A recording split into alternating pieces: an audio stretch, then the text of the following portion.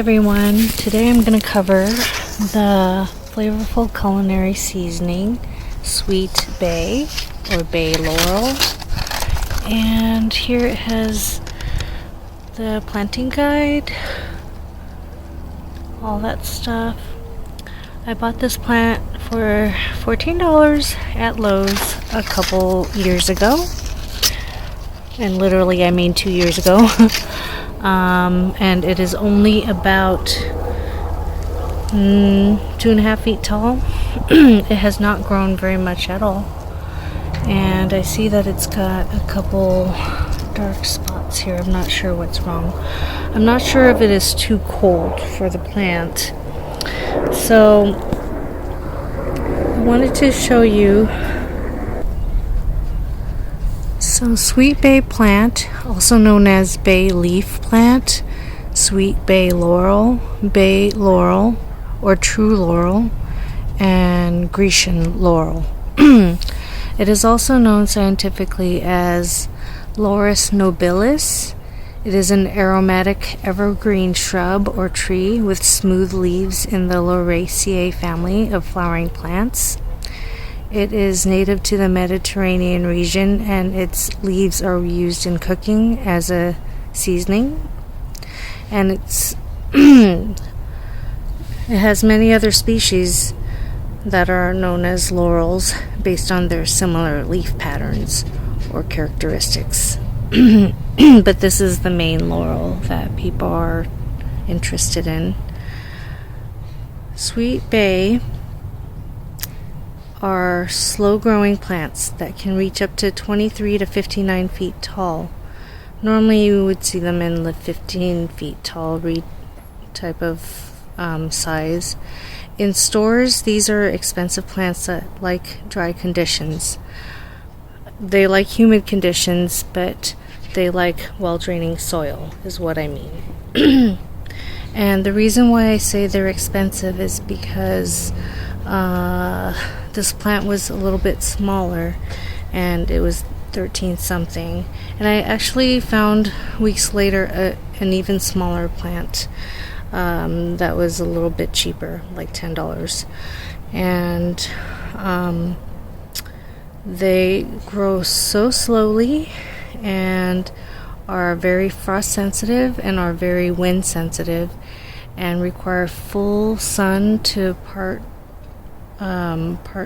sun, part shade. Bay laurels are dioecious or unisexual, with male and female flowers on separate plants. Each flower is pale yellow or green in pairs that grow beside the leaf. Female plants have flowers with only a pistil, and male plants have flowers with only stamens. Female flowers are the only ones that bear fruit, and within that black fruit that appears starting in the summer and then matures by fall, in that fruit it only contains one seed. And I have no idea if this is a male or female plant, as I have not seen it bloom yet in the last 3 years that I've had it. Now, it may have fruit that are small, shiny, and black that contain the one seed. Laurus nobilis were abundant in the Mediterranean basin when it was once humid. Many of the other locations where bay laurels once grew no longer have laurels, as the climate has changed. Still, laurels may be found in Turkey, northern Syria, southern Spain, Portugal, Morocco, the Canary Islands, and in Madeira. Humans use bay laurels in food for ornamental purposes and as an alternative medicine. Whole leaves are placed into pasta sauces and removed prior to consumption or as a garnish. Whole leaves have a long shelf life for about a year. Ground bay leaves may be ingested in soups, stocks, and added to Bloody Marys. Dried laurel berries and pressed leaf oil can be used as spices.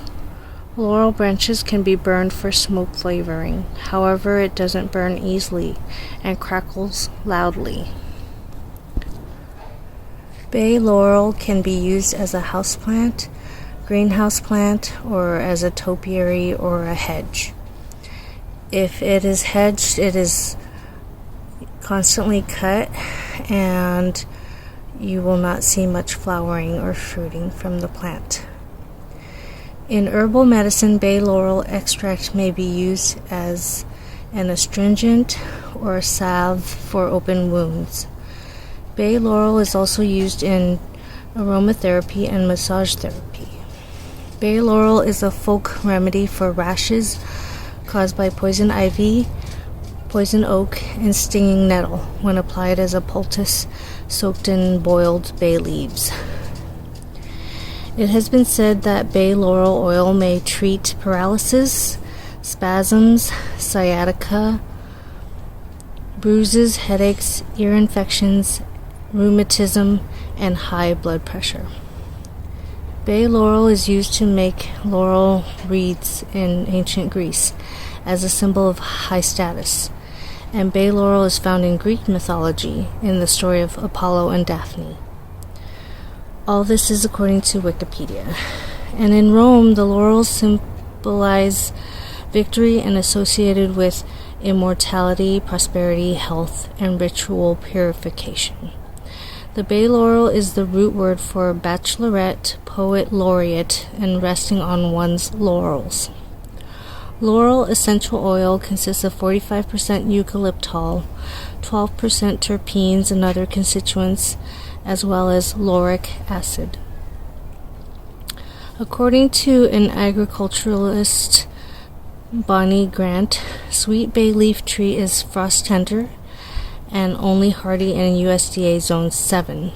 It prefers full sun exposure and blooms spring to summer. The leaves have a tough spine and are stiff and leathery. Crushing the leaf releases the scented oils that lend the flavoring of the bay leaves.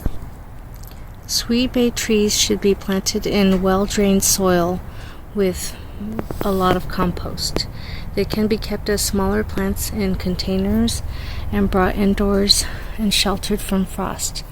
Plant the trees in the ground in the spring when they are semi-dormant. They tolerate most soils and pH ranges 6 to 7 and also 4.5 to 8.3, but mainly in the 6 to 7 range. Grow your bay tree from cuttings or air layering. However, I found out that it is quite tricky and hard to propagate, and even though those are the main ways of propagating it. And I think that lends to its priciness and its slow growth as well. This bay laurel trees often have problems with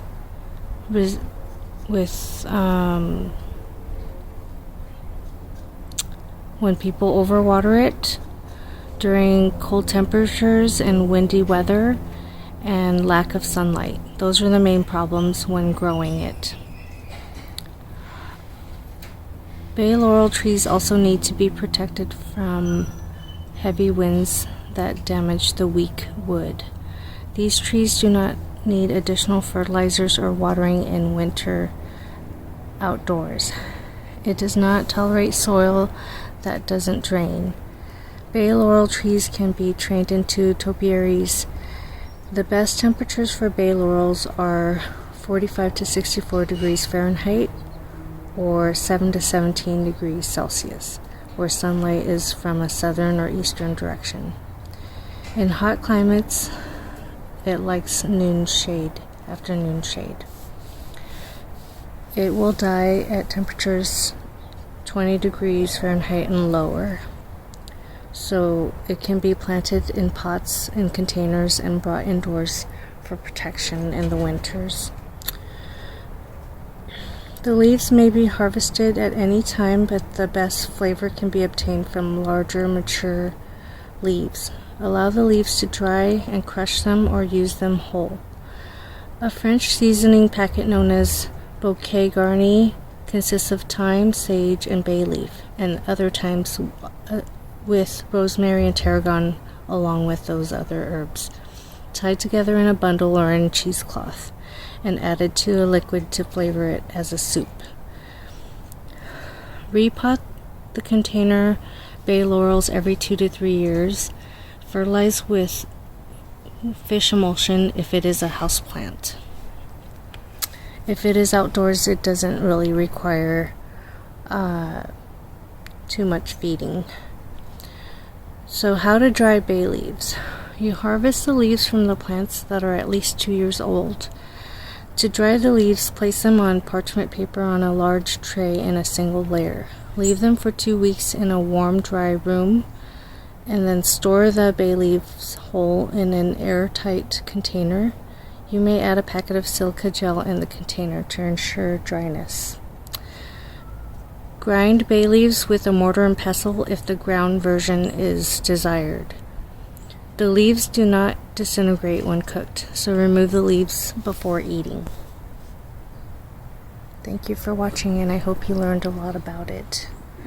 And I'm so happy I found this plant, and I do use it in a lot of my stews and such.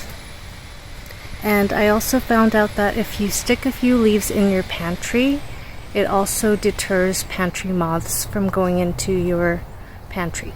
So, excellent advice. Thank you for watching. Have a great day. Please like and subscribe.